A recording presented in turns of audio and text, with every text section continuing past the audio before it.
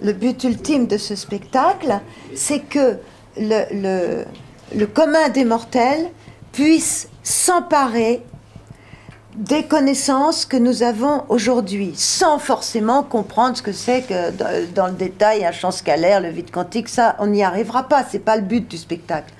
C'est que c'est par le spectacle, justement, par le sensible, par l'émerveillement, par le rire, par des multiples émotions que le spectacle permet d'offrir au spectateur et que le spectateur demande. Il vient voir un spectacle pour avoir des émotions, il vient pas dans un spectacle pour qu'on lui fasse une conférence.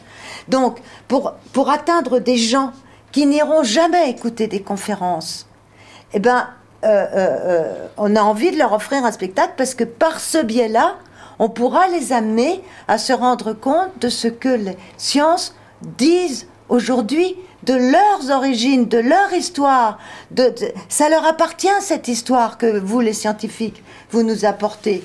Et donc, à travers ce spectacle, c'est par le sensible qu'on ouvre la porte vers ces connaissances. Après, ils sont touchés dans la sensibilité et tout ça.